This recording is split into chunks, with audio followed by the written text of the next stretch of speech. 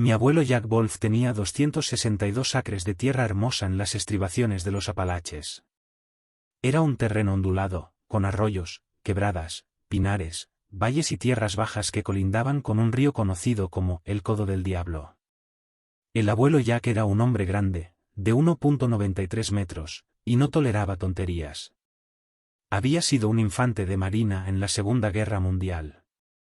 Su familia venía de Alemania, y no estaba nada contento con la idea de que los alemanes intentaran dominar el mundo.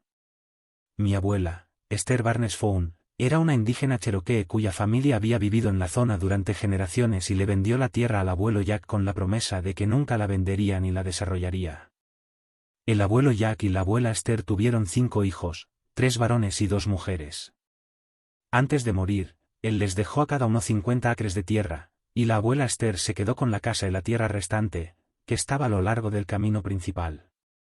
Además, la abuela Esther asignó algunos lotes de 1 acre para que sus nietos pudieran construir casas. Los 5 hijos se casaron y construyeron sus casas en sus 50 acres, y algunos de sus hijos también construyeron en esas tierras. Toda la familia tenía ganado de algún tipo. Mi tío Roger y mi tía Doris tenían propiedades contiguas, por lo que mi tío Jim y Roger eran socios en el negocio de ganado. En total, éramos 18 primos.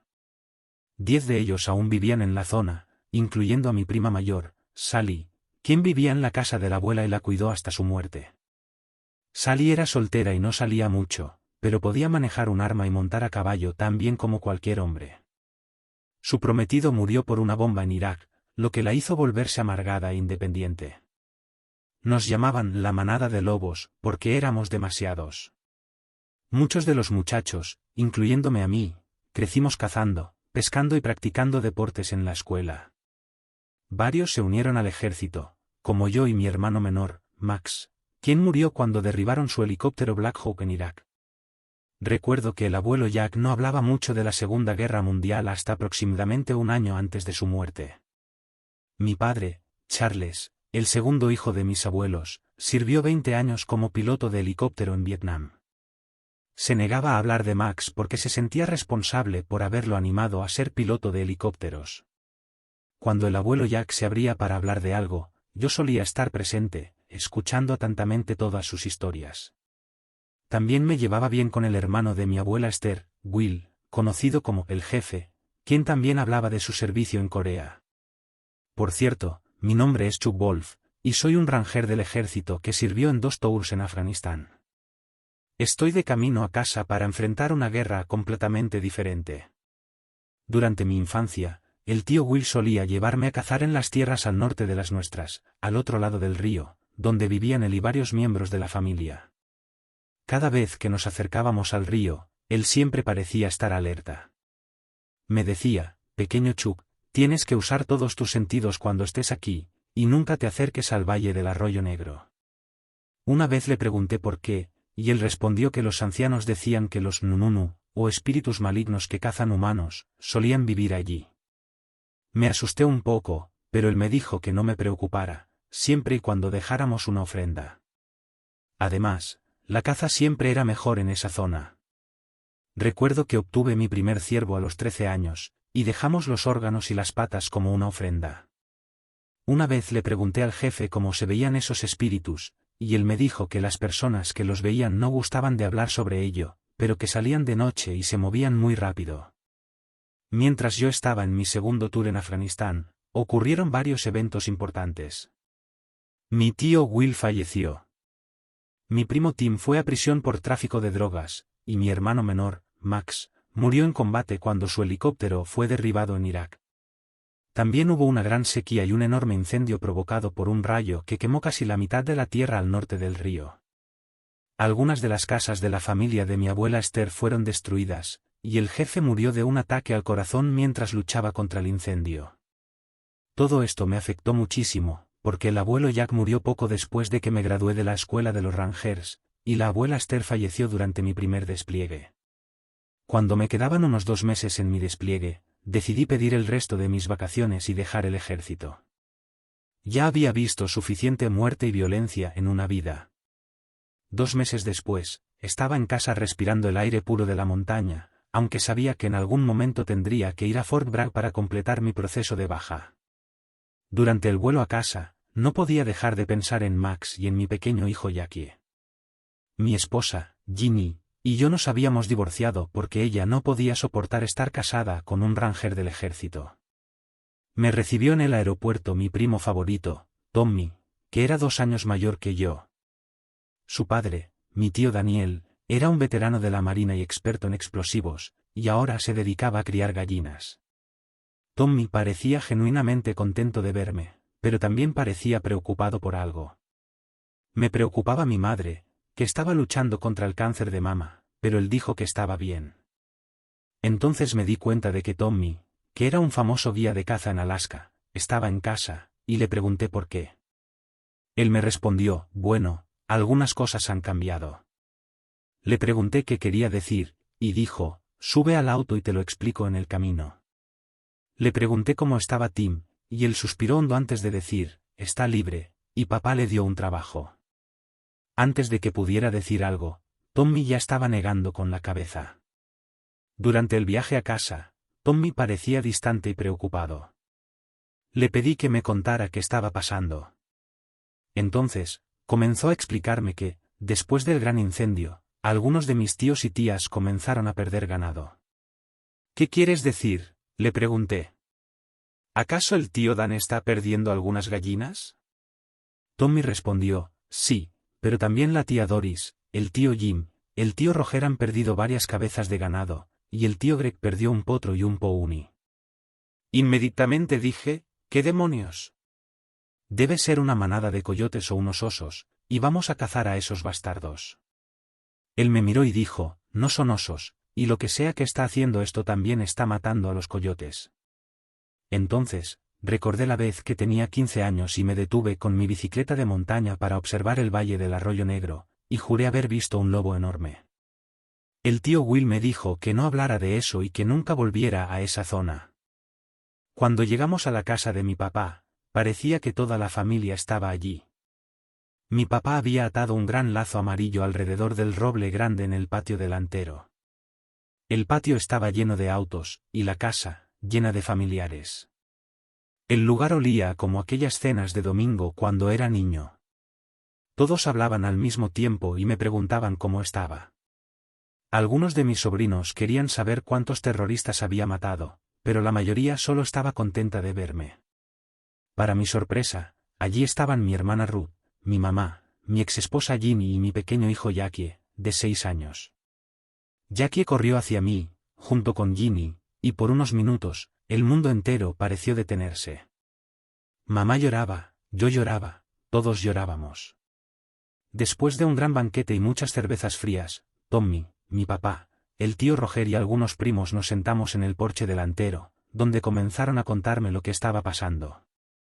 Mi tío Daniel y el esposo de mi tía Elsie, Greg, aún no habían llegado. Daniel y mi sobrino Tim estaban reforzando algunas puertas y ventanas de los gallineros antes del anochecer y llegarían pronto. El esposo de la tía Doris, Jim, y su hijo Eric estaban instalando luces de seguridad y reparando una cerca. El tío Greg, el ingeniero informático, y su hijo Bobby estaban instalando enormes luces con sensores de movimiento y alarmas alrededor de los establos de caballos, y también llegarían pronto. Mi papá era el único que realmente no era agricultor ni ganadero, pero tenía algunas cabras y gallinas ponedoras. Dijo que algo había tomado 2 cabras y 5 gallinas. En ese momento, tuve que interrumpir, por favor, alguien dígame qué demonios está pasando aquí. Y fue entonces cuando Ginny habló. Ginny me contó que ella y Jackie estaban quedándose en la pequeña cabaña que había construido en la colina que daba vista a la casa de mi papá. Dijo que algo la había estado despertando a todas horas, corriendo alrededor de la casa, y que en un momento alguien había intentado girar el pomo de la puerta. Fue entonces cuando llamó a mi papá para que fuera a buscarla a ella y a Jackie y los llevara a quedarse en mi antiguo cuarto. Inmediatamente le pregunté qué era, y ella dijo que no lo sabía, pero que juraría haber visto un par de ojos amarillos mirando a través de las persianas de la puerta trasera. También dijo que había mirado por la ventana de arriba y vio algo peludo, como un oso, corriendo por el patio y tan rápido como un caballo pequeño. Ella y Jackie solo se quedaron allí 2 noches antes de irse a la casa de mi papá. Ginny me preguntó si estaba bien que ella y Jackie se quedaran conmigo en la misma habitación. La abracé y la acerqué a mí. Fuera lo que fuera, acababa de declarar la guerra a mi familia. A la mañana siguiente, fui con papá a mi cabaña estilo A para revisar las cosas. Encontramos huellas grandes de caninos alrededor de la casa y un sendero muy transitado que llevaba hasta el arroyo, a unos 300 metros detrás de la propiedad de mi padre. Papá me contó que algo había estado asustando a sus cabras y causando que sus gallinas cacarearan toda la noche. Me dijo que cada vez que encendía las luces y salía con su escopeta, todo se calmaba. En una ocasión, incluso vio los arbustos moverse y pensó que podría ser una pantera que huía. Lo extraño era que no podía encontrar huellas alrededor del establo o los gallineros, a pesar de que una cabra y algunas gallinas habían desaparecido. Papá estaba jubilado del negocio de la construcción y tenía un gran almacén en su propiedad lleno de materiales sobrantes. Decidimos reemplazar las puertas de madera de mi casa por unas de acero, poner rejas de seguridad en las ventanas y añadir luces de seguridad, bugger lights, en la parte delantera y trasera de la casa. Llamé a mi primo Tommy para que viniera a ver las huellas. Le pregunté si teníamos lobos en la zona, y él me dijo que no había lobos al sur de Virginia Occidental, pero que había informes de pumas regresando hacia el sur, hasta la frontera entre Tennessee y Georgia. Le pregunté si había visto huellas de lobos así en Alaska, y me dijo que esas huellas eran grandes, incluso para los estándares del Yukon. Le pregunté, ¿qué clase de perro salvaje puede hacer una huella del tamaño de mi mano? Él dudó y me preguntó si recordaba lo que el tío Will había dicho sobre los nununu. Yo dudé también, pero respondí, sí, pero eso es solo una leyenda. Tommy replicó, sí, pero recuerda lo que viste. Yo le respondí, un momento, nunca te conté sobre eso. Y él dijo, lo sé, pero el jefe me lo contó. Le dije, de acuerdo, mañana por la mañana tú y yo vamos a visitar a nuestros primos al otro lado del Codo del Diablo. Me levanté temprano, y Ginny ya estaba despierta con el desayuno listo. Le pregunté cuál era la ocasión, y simplemente respondió, nosotros. Le dije, pensé que querías ser una chica de ciudad y que no podías soportar estar casada con un soldado. Ella sonrió y dijo, sabes, también hay depredadores en la ciudad. Asentí y le dije que hablaríamos más tarde, pero que tenía que irme. Tommy llegó, y partimos en su enorme camioneta F-250 para visitar a Thunder pequeño, el hijo de mi tío Will. Le pusieron ese apodo porque siempre arrancaba el escape del viejo camión de su papá cuando conducía por los caminos de Tala. Después de cruzar el viejo puente cubierto sobre el río, muchos recuerdos empezaron a volver a mi mente. Era como si nada hubiera cambiado en los 8 años desde la última vez que estuve allí. Pero entonces, al girar en la curva larga y sinuosa junto a los campos de maíz, todo parecía totalmente diferente. Todo estaba quemado, sin cultivos y con muy pocos árboles.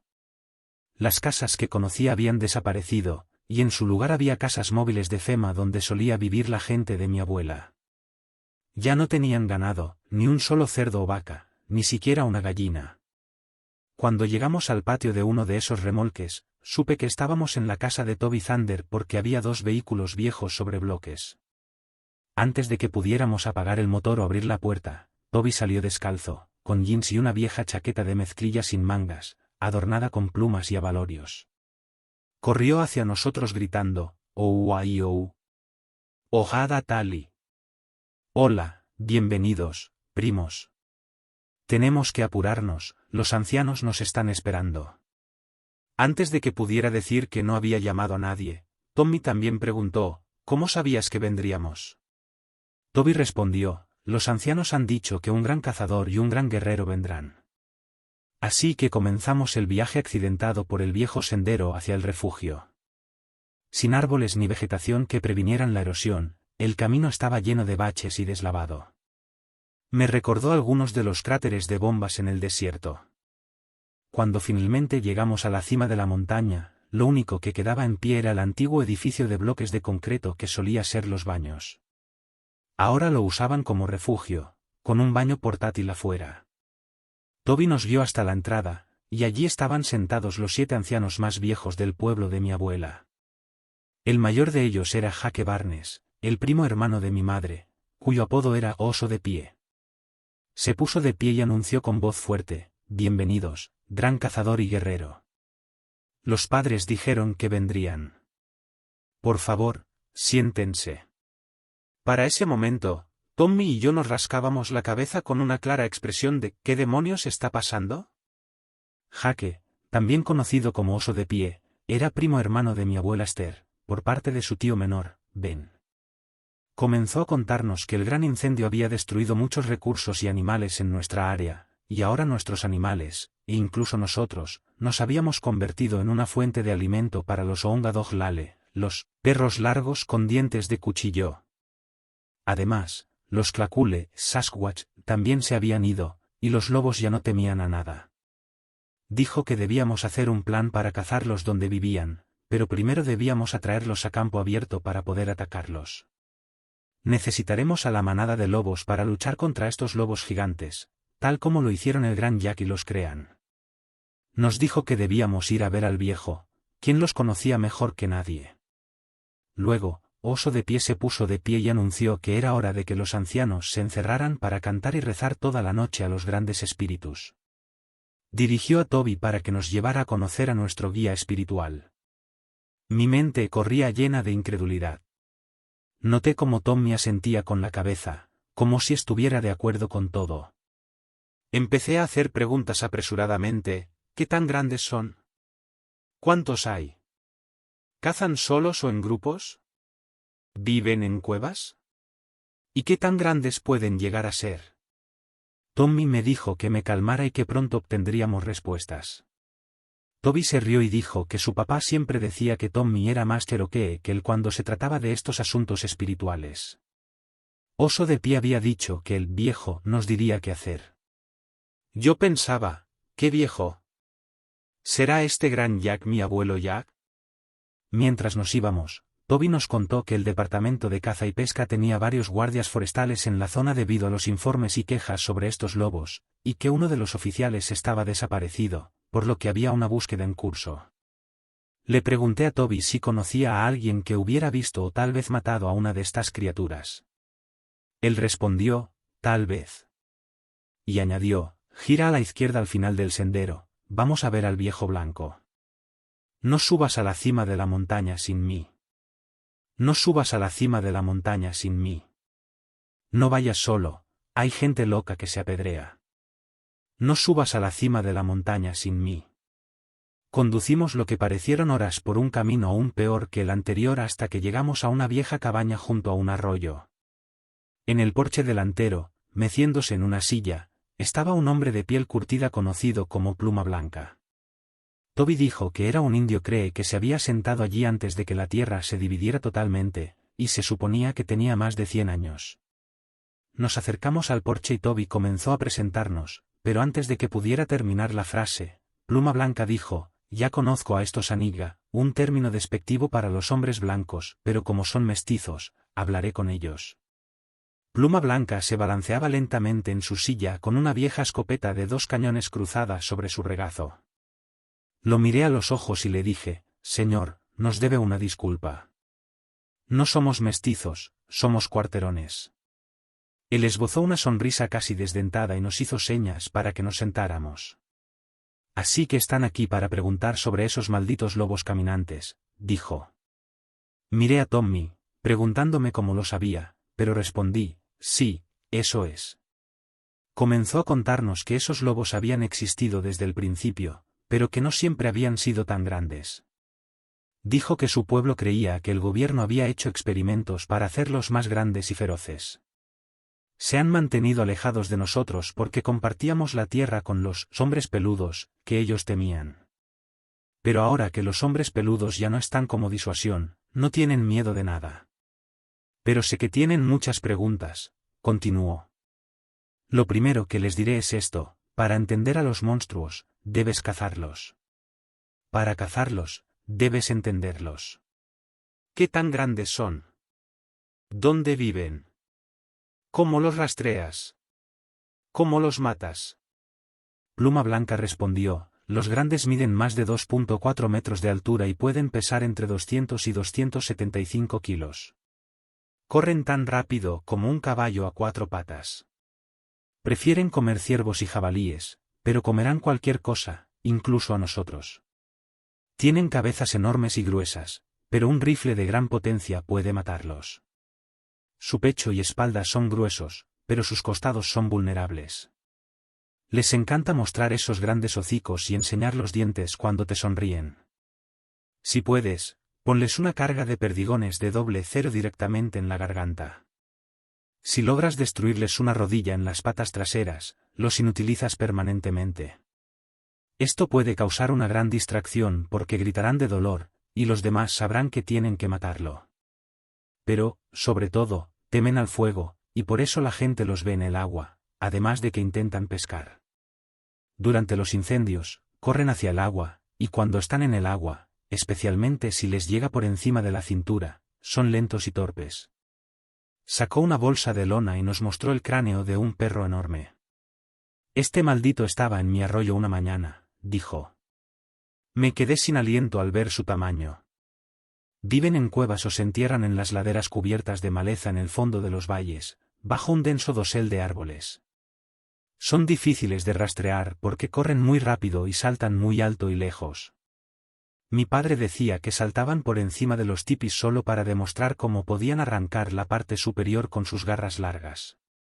Pueden oler la sangre a más de 1 kilómetro de distancia, pero lo que no pueden resistir es el olor de los órganos, como el corazón o el hígado, con sangre fresca y caliente. Su sentido del olfato también puede usarse en su contra.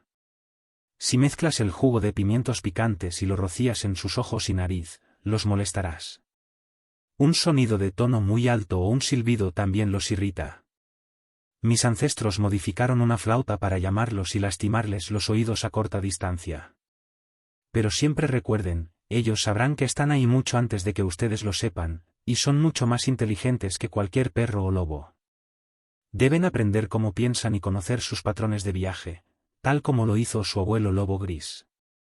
¿Te refieres al abuelo Jack?, le pregunté. De pronto, nuestros teléfonos comenzaron a vibrar. Apenas teníamos señal, pero los mensajes decían que volviéramos a casa lo antes posible. Le dimos las gracias a Pluma Blanca, y él nos dijo, que el gran espíritu del lobo los acompañe. A medida que nos acercábamos a la casa de Toby, pudimos llamar a nuestras familias. Uno de los caballos de premio de la tía Elsie y el tío Greg había sido atacado, y el veterinario estaba allí. La tía Doris y el tío Jim habían perdido otra vaca, y lo peor de todo, su perro Spike había sido asesinado. También descubrimos que los gallineros del tío Dan habían sido forzados nuevamente, con varias gallinas muertas o desaparecidas. Le pregunté a Toby si él o alguno de nuestros parientes tenía planes de hacer algo, y simplemente respondió, «Estamos esperando por ti». Cuando llegamos a la casa de mi papá, ya era tarde en la tarde. Le pedí a Tommy que fuera a ver al tío Jim y buscara huellas, mientras yo iba a ver al tío Greg, porque quería hablar con el veterinario.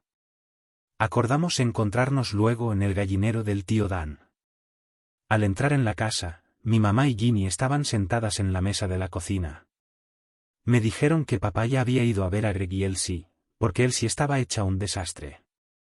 Les pregunté cómo estaban, y por la expresión en sus rostros, obtuve mi respuesta.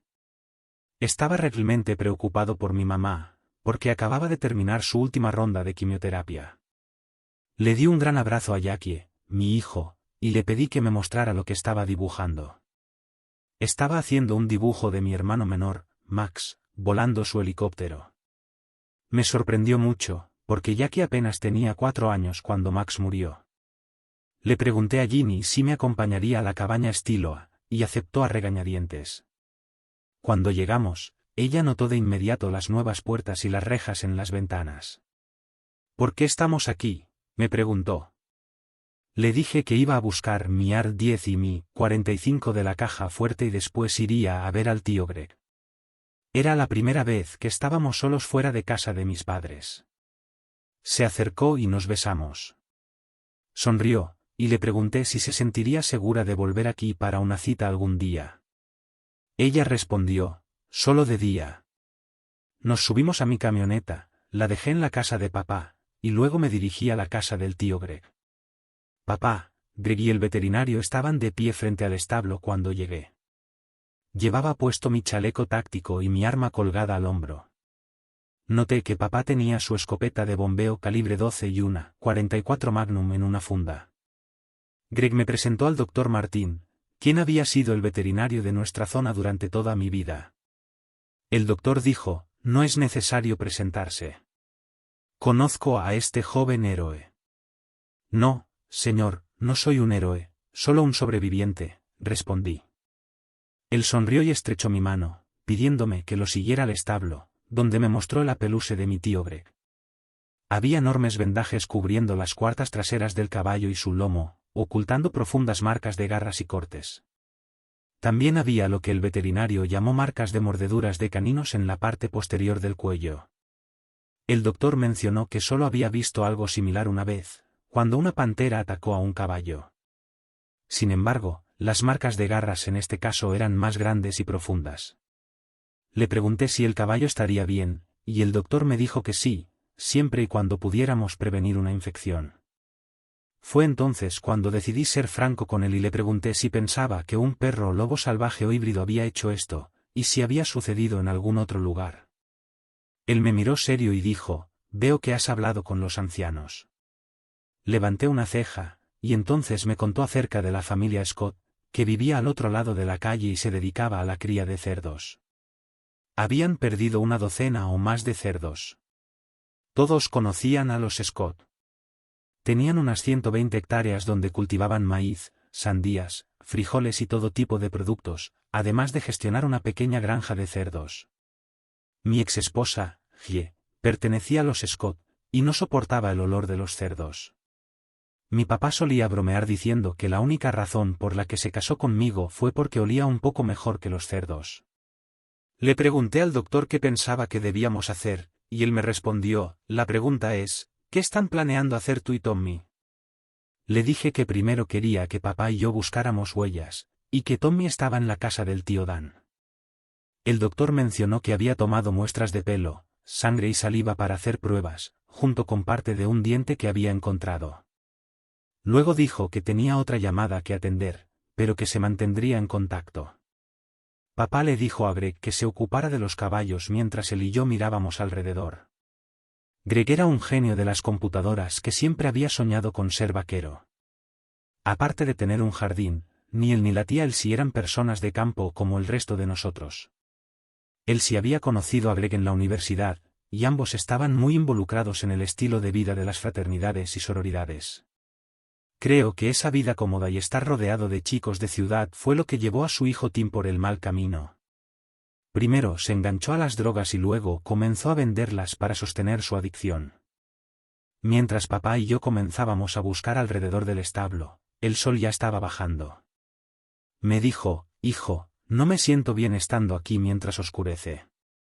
Estuve de acuerdo y le respondí, mantengámonos cerca y con atención, y no vayamos más allá del arroyo. Seguimos lo que parecían ser algunas huellas débiles y algunas gotas de sangre hasta el arroyo, donde todas las señales desaparecieron. Nos miramos y ambos tuvimos la misma idea.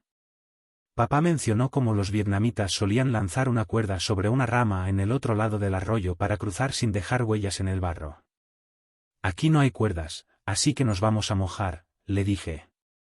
Cruzamos el arroyo con cautela, y en el otro lado encontramos huellas donde algo había aterrizado con fuerza, dejando las huellas de perro o lobo más grandes que jamás había visto en mi vida.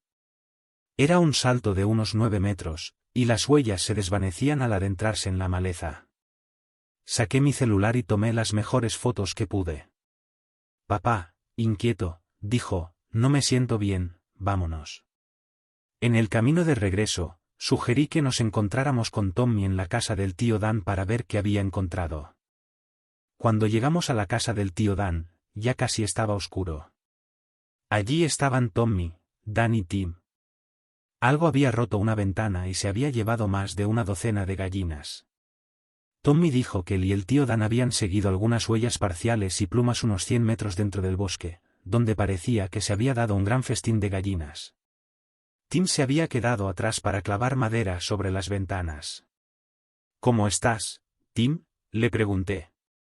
Estaba visiblemente alterado. Me contó que solo tuvo que cumplir 6 meses de su condena, ya que el Departamento de Correcciones lo había liberado por ser un prisionero ejemplar. Estaba avergonzado por lo que había hecho y por haber traído vergüenza a la familia. Le dije que, si no fuera por las segundas oportunidades, ninguno de nosotros estaría aquí. Sonrió y me dio un gran abrazo. Creo que pensaba que lo había juzgado o condenado. Le pregunté a papá si su licencia de piloto seguía vigente, y él dijo que sí. Le sugerí que alquiláramos el viejo cab con el que solía llevarnos a Max y a mí. ¿Qué tienes en mente?, me preguntó. Reconocimiento, le dije, y acordamos ir al aeropuerto a primera hora de la mañana. Esa noche, mamá, papá, Gia y yo pasamos un buen rato conversando mientras Jackie jugaba. Mamá dijo que se sentía mucho mejor con nosotros en casa, junto con Jackie y Gia. Le pregunté si el cáncer estaba en remisión, y ella dijo que lo sabríamos mañana. Me preguntó cómo estábamos Gia y yo, y le dije que estábamos felices de compartir tiempo juntos con Jackie. Ella miró a Gia y le recordó que siempre la había considerado como otra hija. Se abrazaron y comenzaron a charlar, ya que Ginny llevaría a mamá a su cita médica al día siguiente, y Jackie pasaría el día con los padres de Gia, que vivían al otro lado de la calle. Le dije a papá, mañana, la manada comenzará a prepararse para la caza. Justo en ese momento sonó el teléfono, y el sheriff Wills le informó a papá que habían encontrado el cuerpo mutilado del guardabosques desaparecido. Dijo que una unidad de búsqueda y rescate del Fuerte Bragg había encontrado el cuerpo a mitad del valle del Arroyo Negro. Le dije a papá que llamaría a un amigo en Fort Bragg al día siguiente. Papá y yo llegamos al pequeño aeropuerto del condado a las 8. Allí estaba Marvin, el gerente del aeropuerto y dueño de algunas de las aeronaves estacionadas allí. Marvin me abrazó y dijo, «Bienvenido a casa». No lo había visto desde el funeral de Max, y parecía muy feliz de vernos.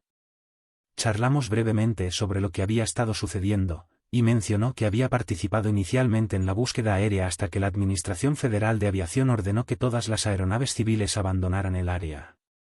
Dijo que 2 Black Hawks y un Chinook habían aterrizado allí para repostar, y que lo único que les dijeron fue que habían sido invitados por los de traje para participar en la búsqueda. Marvin apostaba que esos de traje pertenecían a alguna agencia del gobierno con una agenda secreta. ¿Ustedes van a volar por placer o por negocios?, nos preguntó.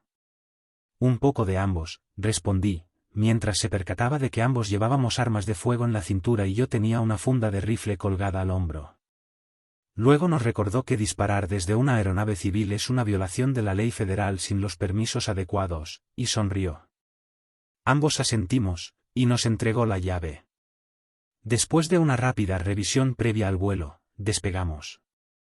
Siempre me había encantado volar bajo y despacio sobre estas colinas y arroyos, pero el incendio había devastado el hermoso paisaje. Papá estaba al mando del avión, y yo sostenía un mapa topográfico en mi regazo. Sobrevolamos nuestras tierras familiares y nos dirigimos desde la casa del tío Greg hasta la de Dan y Roger. Papá había reducido la velocidad del cab tanto que ocasionalmente se activaba la advertencia de pérdida de sustentación. Dad, llévanos sobre esa línea de alta tensión que atraviesa las tierras de pastoreo de Dan y Roger, le dije. Seguimos esa línea de alta tensión hasta el río, donde hacía un giro leve, bordeando el valle del Arroyo Negro. Vaya, pero qué sorpresa, dijo papá, esa línea evita el Arroyo Negro. Estuve de acuerdo y añadí que debería haberlo atravesado. Le pedí que descendiera más y volara abajo de regreso hacia el río. Ambos estábamos buscando cualquier pista que pudiéramos ver, cuando de repente, ahí estaba, a plena vista, un montón de cadáveres de animales justo antes del río. Le pedí a papá que diera la vuelta lo más bajo posible mientras tomaba algunas coordenadas. De repente, papá gritó, «Mira. Mira a ese maldito hijo de puta en la línea de árboles». A unos 15 o 18 metros del montón de huesos estaba el lobo negro más grande que jamás había visto. Debía medir entre 2 y 2.4 metros de altura. Le pedí a papá que ampliara nuestro círculo lo suficiente para que pudiera apuntar con mi rifle. Apunté justo donde el cuello se encontraba con el pecho y disparé. Cayó instantáneamente, sin emitir ningún sonido. Tomé algunas fotos con mi cámara de zoom y le pedí a papá que subiera más alto para buscar senderos que salieran del montón de huesos. Mientras ascendíamos, comenzamos a escuchar gruñidos y aullidos, a pesar del ruido del motor y la hélice. Cuando habíamos ganado unos 60 metros de altura, vimos a 5 o 6 de esas criaturas haciendo un escándalo y trepando árboles como si vinieran tras nosotros. Papá dijo: «Hijo, no dispares más a esos malditos. Tengo un mal presentimiento sobre esto. Vámonos de aquí». Después de que la adrenalina disminuyó, noté algunos mensajes y llamadas perdidas de Toby Thunder. Cuando lo llamé, estaba frenético. Dijo: «Vengan rápido. Algo mató a los ancianos». Colgué y le conté a papá. Noté que estaba volando hacia el norte, con el acelerador a fondo, alejándose del lugar. «¿Qué demonios?», le pregunté. Dijo que estaba usando un viejo truco para despistar al enemigo y evitar que nos siguieran de vuelta. Me alegré de que mi papá estuviera al mando del vuelo. Después de un desvío de unos 15 minutos, aterrizamos de nuevo en el aeropuerto, donde Marvin nos dijo que algo grande había sucedido al norte del Codo del Diablo. No mencionamos lo que acababa de suceder. Cuando subimos a la camioneta de papá, vimos 3 llamadas perdidas del tío Dan, el tío Roger y el sheriff Wills. Yo también tenía una llamada perdida de Tommy. El sheriff quería formar un equipo de búsqueda y se estaba reuniendo en el lodge lo antes posible. Cuando llegamos a la casa de papá, el patio estaba lleno de autos y camionetas. Estaban el tío Dan, Tommy, su hijo menor Alex, el abogado tío Greg, Tim, Bobby, el tío Jim, Marty, el tío Roger y Arthur. La manada definitivamente estaba de vuelta. Ya eran casi las 12:30 del mediodía, y todos estaban inquietos, mirándome como si esperaran que les dijera qué hacer a continuación. Recuerdo haber pensado que ni el tío Greg ni Tim debían venir con nosotros. Convencí fácilmente a Tim de que él y Sally debían quedarse para cuidar el lugar. Le dije al tío Greg que necesitábamos su experiencia con las computadoras para investigar porque la línea de alta tensión evitaba el arroyo negro y para ver si podía idear una manera de crear un arma de sonido de alta frecuencia. Se emocionó con esos 2 desafíos. Antes de salir, Jimmy me detuvo en la puerta y me dijo: «Parece que ya hemos pasado por esto antes, pero al menos tu madre recibió un buen informe del doctor». Me alegré, pero le dije que no se preocupara, que todo estaría bien. Luego, nos dirigimos al lodge. Le pedí a Tommy si podía conducir, y quería que Bobby, quien había sido policía militar en el ejército, y Alex viajaran con nosotros, porque sentía que podríamos encontrarnos con un abogado que también era un excelente cazador. Les expliqué todo lo que había sucedido en los últimos días, pero ninguno de los dos me creyó. Tommy permaneció en absoluto silencio mientras les explicaba nuevamente. Luego, llamé a mi antiguo sargento mayor, Clinton Beck, en Fort Bragg. Le pedí si podía salir y usar una línea segura. Me devolvió la llamada desde su celular usando una aplicación de teléfono encriptado. Le conté todo lo que había sucedido y me dijo: «Estás a punto de meterte en un gran lío». Me explicó que durante los últimos 3 días había habido un montón de helicópteros negros, hombres vestidos de negro y todo el paquete completo. Le dije que ya no había vuelta atrás para mí, porque esas cosas estaban aterrorizando a mi gente. Le pedí si podía averiguar algo que pudiera compartir, y le debía un gran favor. Respondió: «Entendido», y colgó. Tommy me miró y dijo: «Te has marcado al matar a esa cosa». Antes de que pudiera hablar, nos contó sobre las leyendas de Alaska, de aquellos que matan a un skinwalker y traen una maldición sobre sí mismos. Le respondí que esto no era una maldita leyenda sobrenatural, que era un maldito híbrido entre perro y lobo enorme. Pero él insistió, diciendo que esas criaturas también existían en Alaska, y que una vez que tienen tu olor, pueden encontrarte. Cuando llegamos a la cabaña, había un helicóptero estatal sobrevolando. El sheriff y algunos ancianos nos esperaban. Pregunté por Toby, y me dijeron que estaba liderando uno de los equipos de búsqueda. El sheriff Carl Wills y mi padre eran buenos amigos. Mi padre le dijo a Carl que hablara claro. Carl explicó que, pasada la medianoche, algo, o varios Oulgous, habían arrasado la cabaña como un torbellino, y solo un anciano había sobrevivido. Era Ed Hill, pero no estaba bien debido a la gran pérdida de sangre. El sheriff nos mostró marcas de garras y enormes huellas caninas alrededor de la cabaña, además de marcas de arrastre mezcladas con sangre y barro. Justo cuando nos preguntaba si podíamos dividirnos en 2 equipos, escuchamos disparos seguidos de gritos lejanos. Nos orientamos hacia la dirección de donde provenían los disparos, y sugerí que nos dividiéramos para flanquear el rastro. El sheriff se comunicó por radio con los 2 equipos cercanos al que había hecho contacto, diciéndoles que estábamos en camino y que tuvieran cuidado de no dispararnos. Aproximadamente un minuto después, los disparos y los gritos cesaron. Toby entró en la radio y dijo: «He abatido a uno, pero estoy gravemente herido». En ese momento, más disparos resonaron y se escucharon aullidos y gritos. Comencé a gritarle a todos que se calmaran y mantuvieran la cabeza alerta. También lo repetí por radio. Avanzábamos a paso rápido y podíamos escuchar sonidos guturales y hombres pidiendo ayuda. De repente, vi un movimiento con mi visión periférica y grité el contacto a la izquierda. Tommy se arrodilló y disparó un cartucho de Marlin 450 directo a un enorme monstruo gris, derribándolo. Detrás de mí, escuché un grito, y uno de los voluntarios Cherokee, cerca de mi primo Bobby, estaba en el suelo con esa cosa atacándolo. Bobby comenzó a disparar cartuchos de calibre 12, pero la criatura saltó hacia él. Tommy disparó otro cartucho y el lobo también cayó. Algo me hizo mirar a la derecha, y vi venir a otro cargando hacia mí desde unos 20 metros. Un segundo antes de que comenzara a disparar, mi primo Alex comenzó a dispararle con perdigones. La criatura se giró hacia él, y recordé lo que me había dicho Whitefeather. Le disparé varias veces en el costado, donde tenía las costillas expuestas. Cayó aullando de dolor, y le grité a Alex que le disparara en las rodillas. Me comuniqué por radio pidiendo un equipo médico, y mi padre me respondió que habían encontrado a Toby herido, junto a un monstruo muerto. Cuando encontré a mi padre, me dijo que una de esas cosas había cargado contra el tío Dan, y ambos comenzaron a disparar, pero la criatura se abalanzó sobre Dan antes de que pudieran reaccionar.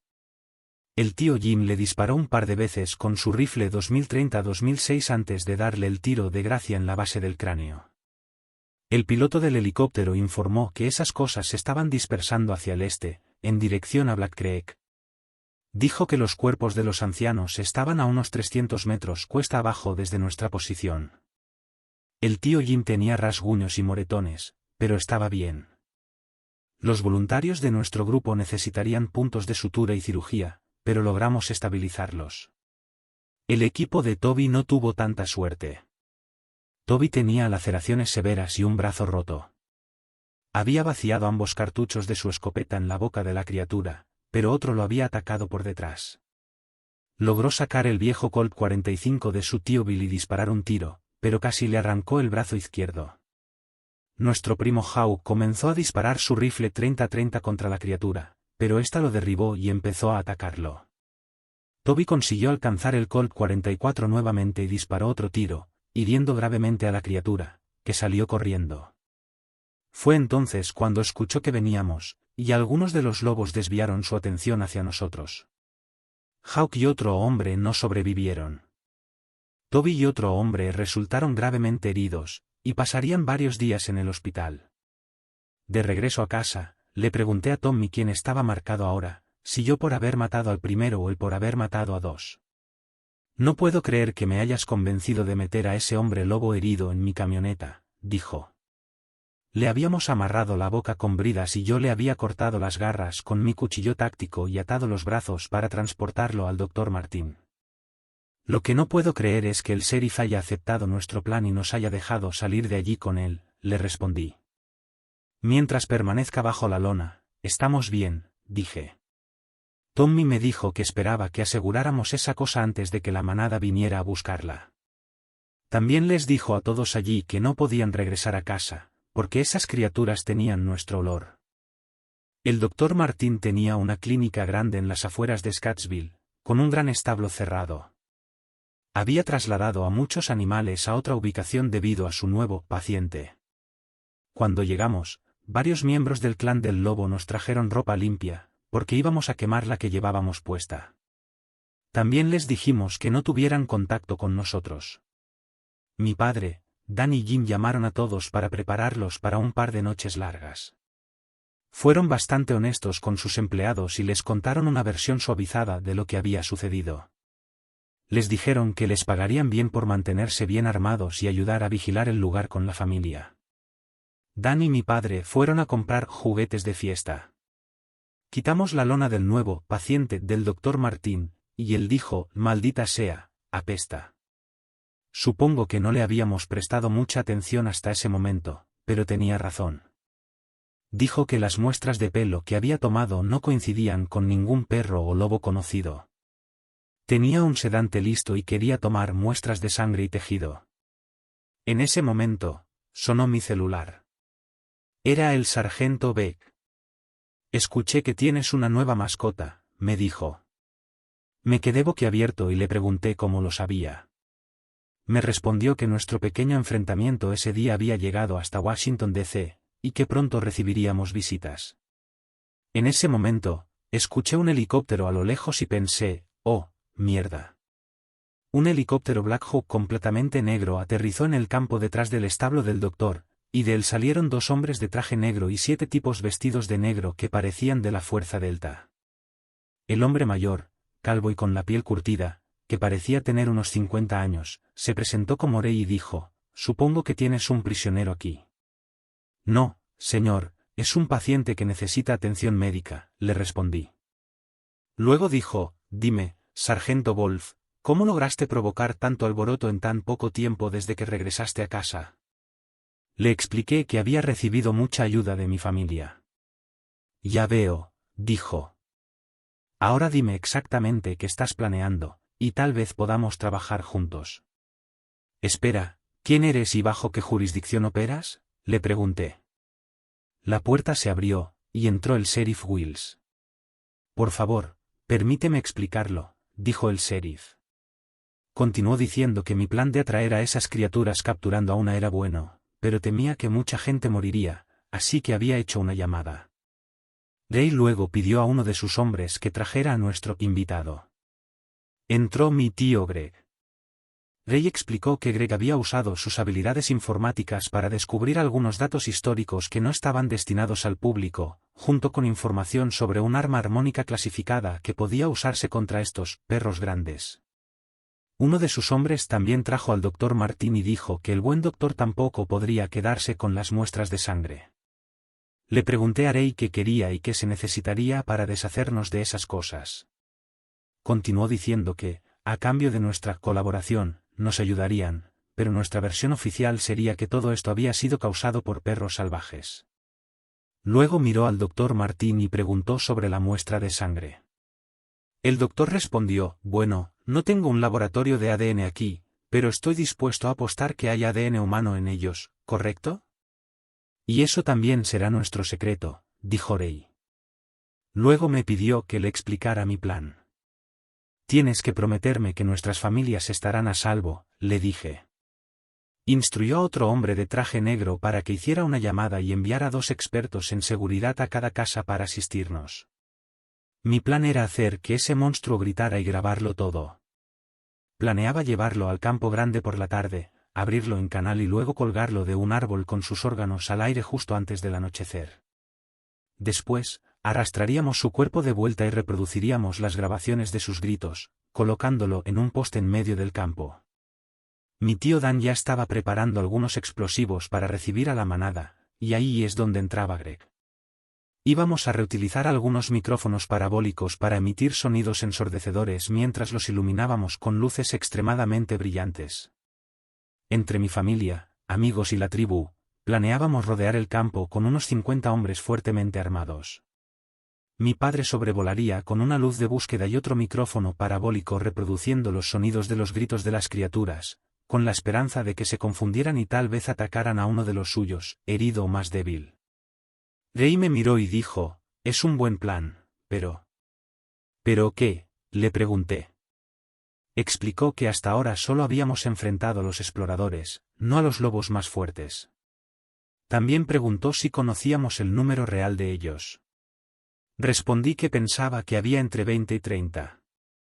Él corrigió, entre 50 y 60, y de esos, unos 15 son el alfa y sus guerreros. Esos son los que pueden medir entre 2,7 y 3 metros de altura y son muy difíciles de matar. Sargento, me gusta tu plan, pero no creo que estés preparado para la cantidad de bajas que tendrás, agregó. Sin embargo, si todos los involucrados firman estos acuerdos de confidencialidad, creo que podemos ayudar. Rey le dijo a todos que se fueran a casa a descansar. Nos reuniríamos al día siguiente a las 6 horas en el campo grande, cerca de la casa de mi tío Dan. Cuando llegué a casa, allí estaba Ginny, viéndose increíble en una falda corta y ajustada y un top escotado. Había dejado a Jackie con sus padres. Me preguntó si podíamos ir a la cabaña, y le dije que sí. Tan pronto como cerramos la puerta detrás de nosotros, comenzó la acción. Después de un rato, mientras estábamos en la cama, le pregunté si quería quedarse esa noche. Oh, claro que no, respondió. Solo porque te has puesto afortunado, no significa que pasaremos otra noche aquí hasta que esas malditas cosas se hayan ido. Me reí, porque esa era la Ginny que recordaba. Mi madre, mi hermana Ruth y su esposo Jerry estaban con mi padre, con la cena lista. Jerry era un policía e investigador de carrera, y había tomado tiempo libre para venir a ayudarnos con la crisis. Entiendo que tienen un problema de plagas por aquí, dijo. Comencé a ponerlo al tanto de los detalles, pero le pedí que, por favor, se quedara y protegiera a la familia. Aceptó. Nos levantamos a las 5 para un desayuno rápido antes de dirigirnos a la gran reunión. Mi madre abrazó a mi padre y a mí. Luego, Jimmy se acercó y me dijo que me amaba, y que más me valía regresar, o conduciría la camioneta monstruo de su hermano sobre mi tumba. Sonreí y respondí, entendido. En el campo había unos 30 o más coches y camiones, junto con Ray y 2 SUV negros con sus hombres. Ray y su asistente también estaban ahora con equipo de combate, y estaban de pie en la parte trasera de un camión de plataforma que aparentemente pertenecía a la agencia. Llamaron la atención de todos y Ray dijo que no podía dar detalles específicos sobre estos grandes perros híbridos salvajes, pero que la agencia para la que trabajaba tenía la tarea de manejarlos. Agradeció a todos por venir y explicó que estos animales se habían salido de control, y su agencia necesitaba ayuda para erradicarlos. También explicó que cada voluntario recibiría $1000 en efectivo por un día de trabajo, pero que debía firmar un acuerdo de confidencialidad bajo pena de la ley federal. Advirtió a todos que sería peligroso, pero que Chuck tenía un plan, y que ellos proporcionarían equipo adicional, mano de obra y potencia de fuego. Ray reunió a todos alrededor del camión y su asistente quitó la tapa de una jaula que contenía al hombre lobo que yo había disparado. Miren de cerca. Sí, son grandes y aterradores, pero sangran y mueren como cualquier otro animal, dijo Ray. Mi estómago se hundió porque sabía que estaba dando una charla motivacional a personas que probablemente morirían esa noche. Ray explicó que sus hombres nos dividirían en grupos iguales y que no debíamos preocuparnos, ya que 2 o 3 de sus hombres estarían con cada grupo y explicarían exactamente qué hacer para ganar esta batalla. Le pregunté a Ray por qué no podíamos llamar a las tropas de Fort Bragg. Me dijo que el ejército no podía involucrarse en esto de ninguna manera, que era un asunto exclusivo de una agencia civil. También añadió que su helicóptero estaría disponible después del anochecer, con una tripulación de 5 personas, 2 artilleros, cohetes y un arma especial. Le dije que sonaba bien, pero si al menos podíamos solicitar un pelotón de Rangers y un par de helicópteros Apache.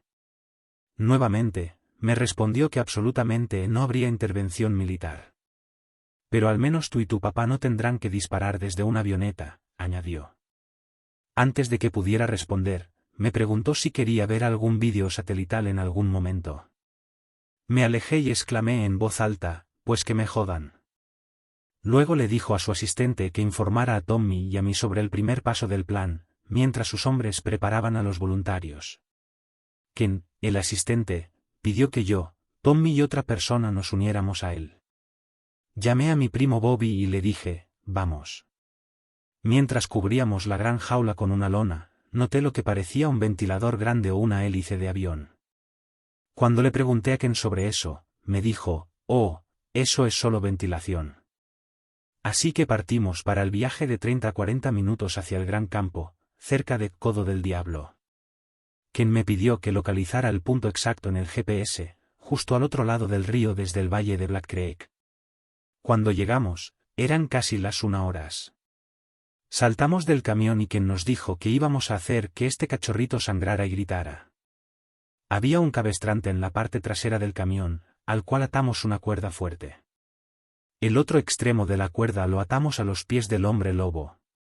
Ken nos posicionó mirando hacia afuera, lo que asumí sería para una rápida retirada. Quitó la lona para revelar uno de esos motores de aerodeslizador de pantano.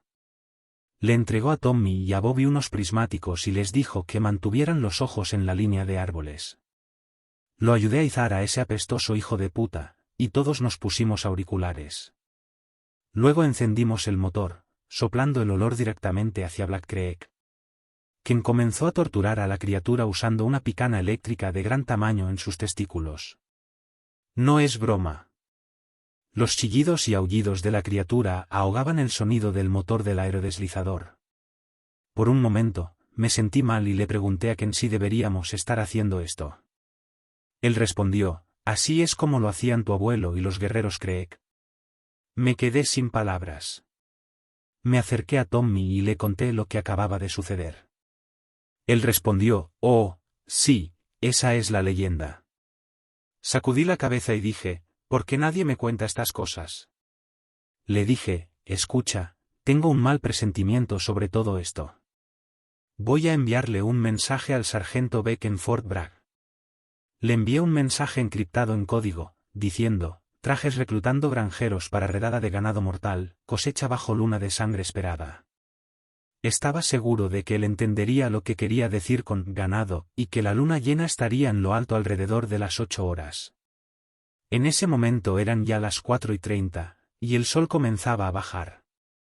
Ken me llamó nuevamente y me informó que las imágenes satelitales mostraban movimiento en el valle de Black Creek, y que era hora de arrastrar a nuestra mascota de regreso al área objetivo. Tommy dijo que estaba seguro de haber visto movimiento en la cresta de la colina sobre nosotros, a unos 800 metros de distancia. Para cuando llegamos al área designada en el Gran Campo, nuestra mascota estaba muerta, pero olía aún peor. La colgamos de un poste de electricidad y nos posicionamos detrás de nuestras líneas de combate. Los hombres de Rey habían estado armando, perforando y preparando a los voluntarios lo mejor que podían. El tío Dan les había ayudado a preparar explosivos y claymores. Le pregunté a Rey dónde estaba mi padre, y me informó que él y uno de sus mejores francotiradores estaban en la avioneta, equipados con visión nocturna y bengalas de fósforo para incendiar a esos bastardos. Descubrí que teníamos 5 grupos de hombres, con unos 9 o 10 en cada grupo. Había 2 grupos a cada lado del Gran Campo, posicionados para un ataque de flanqueo. El otro grupo de 12 estaba detrás de nosotros, en caso de que algunos lobos rompieran las líneas. Estaban divididos en 2 elementos, en la cresta de la colina, a ambos lados de la misma. Pregunté si había una imagen o un dibujo del Alfa. Rey dijo que nuestra prioridad número 1 para ganar sería eliminar al Alfa.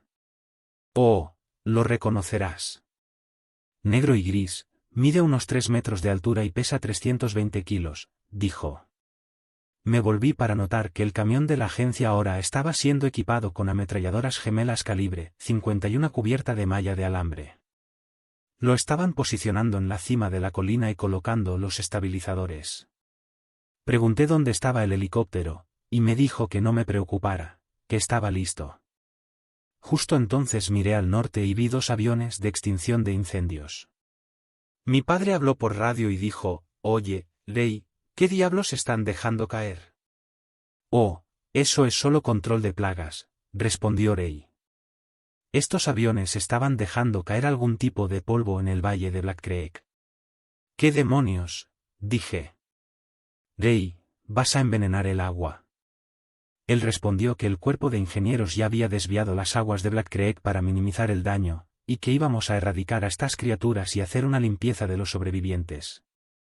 No, lo que quieres decir es que vas a capturar algunas mascotas, para más experimentación, ¿verdad?, le respondí. A medida que se acercaba la oscuridad, podíamos escuchar algunos cánticos y una breve ronda de tambores. Alguien repetía, paz a los grandes espíritus y fuerza a los guerreros.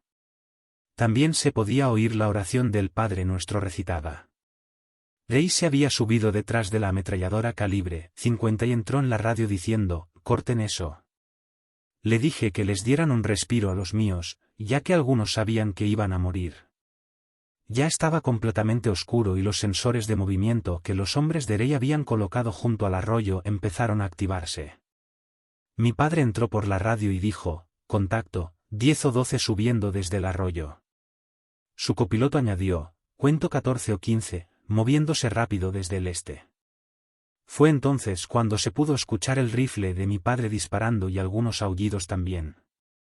Ken estaba monitoreando los eventos desde un dron con visión infrarroja y dijo, grupos 1 y 2, habrán fuego cuando dé la señal.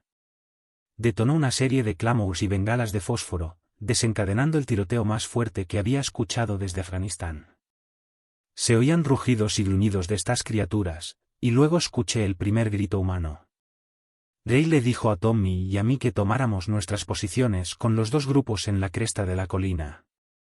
Él fue hacia la izquierda y yo hacia la derecha, sin pensarlo mucho, y estábamos a punto de enfrentarnos a la segunda ronda con esas cosas. Justo cuando me arrodillé y apunté, se escucharon más gritos de hombres y Dee dijo, grupos 3 y 4, prepárense.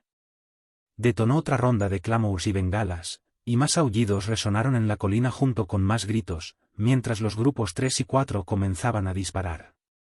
Rey se posicionó con la calibre 50, y escuché a mi padre gritar, un tercer grupo está avanzando. Fue entonces cuando escuché el sonido de las hélices del helicóptero.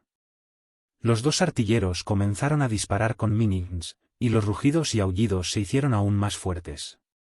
En ese momento, los gritos de los grupos 3 y 4 eran claramente audibles. Grité, prepárense para el contacto, y varias sombras aparecieron a unos 70 u 80 metros frente a nosotros. Ya podía escuchar el rifle de Tommy y todos comenzamos a disparar. Yo disparé en ráfaga, apuntando a la cabeza. En ese momento, fuimos superados por 5 o 6 de esas criaturas, y la gente salió volando en diferentes direcciones. Yo había tomado una posición en el flanco derecho para cubrirlo. Cambié el cargador y disparé a una de esas cosas que estaba justo frente a mí, mientras atacaba a un hombre en el suelo. Le disparé en la columna vertebral y la criatura cayó inerte.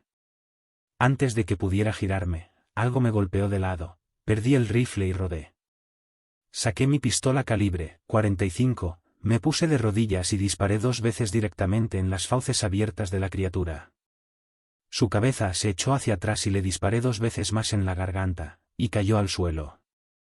Me giré rápidamente para recoger mi rifle y vi que una criatura se acercaba a Tommy por su flanco izquierdo. Empecé a correr, gritando y disparando hacia su pecho. En un segundo, estaba sobre Tommy, así que salté sobre su espalda, le metí la pistola en la oreja y disparé. Me quedaba solo una bala, pero fue suficiente para acabar instantáneamente con ese monstruo. El olor familiar del gas CS estaba en el aire, y fue entonces cuando me di cuenta de que esas bengalas de fósforo contenían algún ingrediente para abrumar el olfato y la vista de los hombres lobo. Un grupo de 5 o 6 hombres se había reunido en la casa de mi tío Roger, y otros tantos en la de mi tío Jim. Ya podían escuchar el infierno desatado a menos de 1 kilómetro de distancia. Habían acercado el ganado a la casa, y 2 hombres estaban en los graneros vigilando desde lo alto. Mi prima Sally había dejado la casa de la abuela Esther y se había ido a la de mi tío Dan con Tim y 4 empleados. 2 de ellos se subieron al techo de cada gallinero y esperaron. De repente, las vacas en el pasto de Roger estallaron en pánico, corriendo unas sobre otras. Había al menos 2 criaturas de unos 2,5 metros de altura que estaban atacando a las vacas solo por diversión. Mi primo Alex apuntó con su láser a una de ellas y comenzó a disparar, junto con los otros hombres. Los hijos de mi tío Jim, Eric y Marty, vieron 3 figuras grandes descendiendo la colina a través de las cámaras infrarrojas de mi tío, y comenzaron a disparar. Las vacas intentaban saltar la cerca, pero 2 de los hombres lobo las alcanzaron. Uno de los empleados de Dan habló por radio y dijo, ¿escuchan a las gallinas? Justo en ese momento se escuchó un gran estruendo cuando una de esas criaturas se estrelló contra el costado del gallinero principal. Sally activó un interruptor remoto para los reflectores y se iluminaron 3 de esas cosas. Tenía el AK-47 de mi padre y comenzó a disparar sin parar. Mi papá le había pedido al padre de Ginny que se llevara a mamá junto con las cabras y las gallinas a su casa. El tío Will le había regalado una cabra a mi papá cuando tenía unos 5 años, y el resto es historia. Ya sabes cómo dicen que la niebla de la guerra puede dejarte confundido. Por muy experimentado que fuera, nunca había encontrado algo así. Aunque en un tiroteo las cosas suelen ralentizarse, estos malditos perros no lo hacían. Tommy estaba herido, con cortes y moretones, y yo logré cambiar el cargador de mi rifle. 2 hombres de nuestro grupo yacían en un gran charco de sangre. Ahora podía escuchar claramente la calibre 50 disparando, mientras más gritos y aullidos llenaban el aire. Recordé que Ray había mencionado una arma especial y pensé que ahora sería un buen momento para usarla. Escuché al copiloto de mi padre gritar: «Contacto, Alfa en el poste de electricidad». Fue entonces cuando escuché el aullido más horrendo que jamás había oído. Era más fuerte que todos los demás y tenía la intensidad de un silbido de tren. De repente, un sonido agudo y estridente empezó a resonar desde arriba. Era confuso, desorientador y nauseabundo, todo al mismo tiempo. Miré a mi alrededor y vi a la gente caer de rodillas. A pesar de tener auriculares, sentí que mis oídos iban a explotar y mis ojos estaban fuera de foco. Tommy y yo estábamos de rodillas, intentando reincorporarnos, cuando escuché la voz de Max, tan clara como el día, decir: «Date vuelta, Chuck, date vuelta». Cuando me giré, vi a uno de esos enormes lobos de los que Ray había hablado, a menos de 12 metros de distancia. De alguna manera, logré levantar mi rifle y disparar en ráfaga. Lo siguiente que supe fue que la criatura estaba sobre mí, y Tommy intentaba apartarla de mí. Activé mi micrófono y grité: «Ray, ese ruido nos está matando». Por suerte para mi gente en las casas de campo, ese ruido agudo estaba lo suficientemente lejos como para no afectarles tanto como a nosotros, pero sí confundió a los lobos lo suficiente como para que nuestra gente pudiera matarlos, herirlos gravemente o ahuyentarlos. Tristemente, Tim se asustó cuando uno de los hombres lobo saltó al techo. Perdió el equilibrio y cayó unos 6 metros, rompiéndose el cuello. El ruido cesó de repente y pude escuchar más gritos, pero ya no había aullidos. Comencé a oír gruñidos y sonidos de lucha, y hombres pidiendo ayuda. Activé el micrófono y grité: «Ray, ¿qué demonios has hecho?». Una voz familiar crujió por la radio y dijo: «Marca tu posición, Ranger». Era el sargento Clint. Saqué mi linterna táctica, hice un lazo y escuché: «Esperen». Luego vi la escena más dulce que jamás había visto. 2 helicópteros Apache pasaron sobre nuestras cabezas y 4 Blackhawks se posicionaron en un vuelo estacionario. Los reflectores iluminaban todo, las ametralladoras de cadena de 30 milímetros disparaban sin cesar y los Rangers descendían en cuerda rápida a nuestro alrededor. Un médico corrió hacia nosotros para preguntar si estábamos bien, y pude escuchar una voz a través de su radio decir: «Este es Mangus 1, visual con serpientes grandes». «Recibido, Mangus, tienen luz verde», respondió otra voz. El sonido familiar de los cohetes Hydra 70 fue seguido por una sinfonía sobrenatural de aullidos que se podían escuchar incluso por encima del ruido de los helicópteros. Luego llegaron 2 Chinooks con lo que parecían ser equipos de materiales peligrosos. «Parece que el pequeño lobo mató a algunos lobos grandes», comentó alguien. Estaba tan exhausto que solo pude extender mi mano. Mi papá habló por la radio para preguntarme si estaba bien. Le respondí que sí. Él mencionó que había tenido una vista increíble desde arriba, viendo cómo los apaches iluminaban a los lobos grandes mientras intentaban escapar. ¿Capturaron al Alfa?, pregunté. Él me dijo que alguien ya lo había abatido antes de que llegaran los refuerzos. El sargento me recordó que todavía era miembro del ejército de los Estados Unidos y que aún no había sido dado de baja oficialmente. Le dije que la última vez que había pensado en eso fue justo antes de aterrizar en el aeropuerto. Escuché una voz decir: «Excelente trabajo, sargento Wolf». Me giré y vi a Ray, todo vendado, con un brazo en cabestrillo. ¿Cuántas bajas tenemos?, le pregunté. La mitad de mis hombres y 10 o 12 de los tuyos, respondió. Bajé la cabeza y pregunté quién abatió al Alfa. Tu tío Dan le lanzó un incendiario después de que yo lo iluminara con la calibre 50, respondió. Entonces aparecieron mi tío Dan y mi tío Jim. Me alegré mucho de verlos, pero Dan acababa de recibir la noticia sobre Tim. Recordé lo feliz que estaba Tim de que no lo hubiera juzgado. El sargento Beck nos dijo que tenían que limpiar la zona y establecer un perímetro en el valle de Black Creek antes del amanecer. Le dije a Ray que si alguna de sus mascotas aparecía de nuevo por aquí, me dedicaría en cuerpo y alma a ponerle ambos brazos en cabestrillo. Él rió y dijo, por cierto, estaré en contacto contigo y con Tommy con una oferta lucrativa. Nos miramos y dijimos, ni de broma. En ese momento, los paramédicos descendieron sobre Tommy y sobre mí, y nos llevaron al hospital. El doctor insistió en que Tommy y yo nos quedáramos la noche para hacer pruebas, radiografías y observación. Tommy tenía algunas costillas fracturadas y necesitaba 20 puntos de sutura. Yo tenía un corte grande en la frente y necesité 4 puntos. Recibí una llamada del sargento Beck.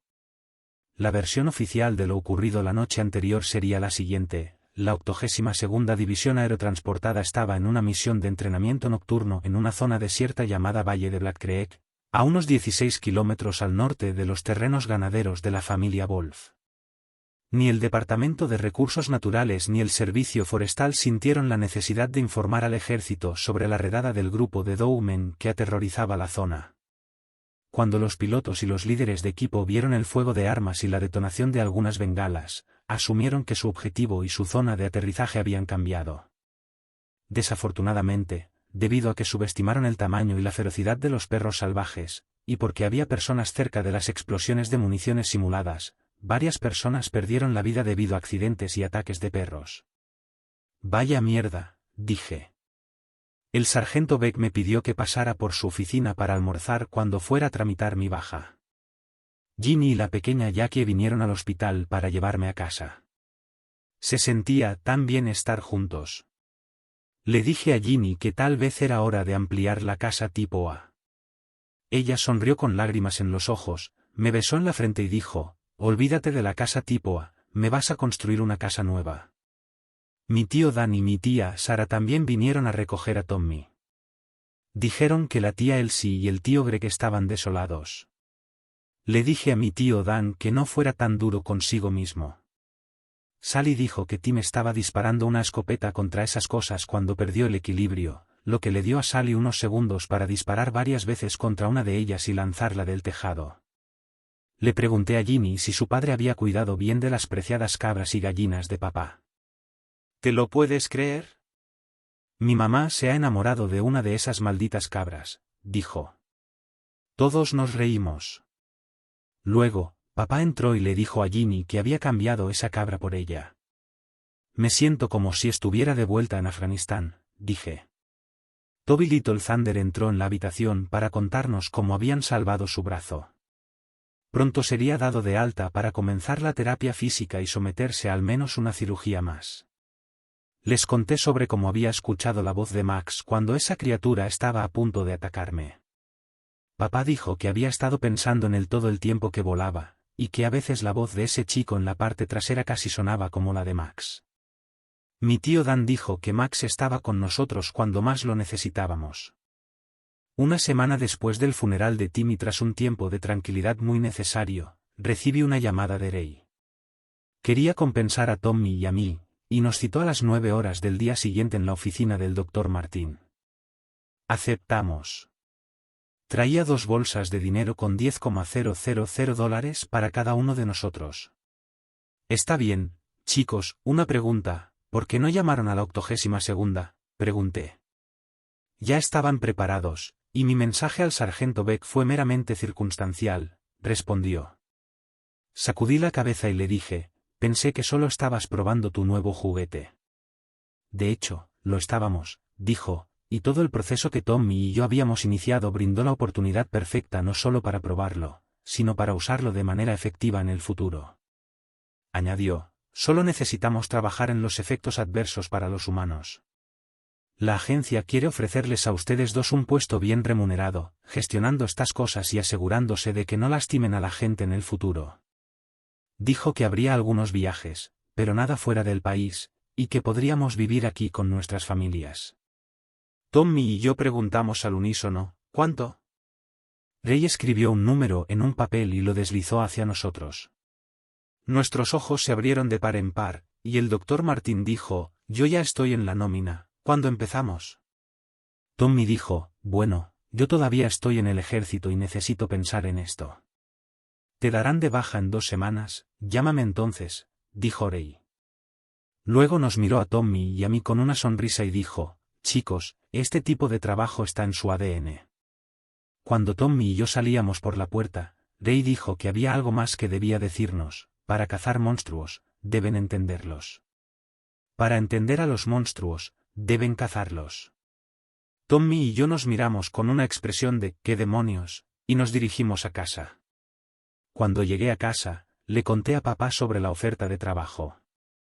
Se puso muy serio y dijo, hijo, es hora de que te cuente lo que tu abuelo Jack realmente hacía para ganarse la vida.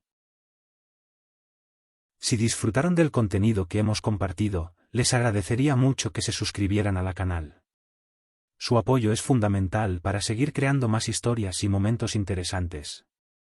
Además, no olviden dejar sus comentarios y dar me gusta a los vídeos que les gusten. Su opinión es muy importante para mí. Gracias por ser parte de esta comunidad. Nos vemos en el próximo vídeo.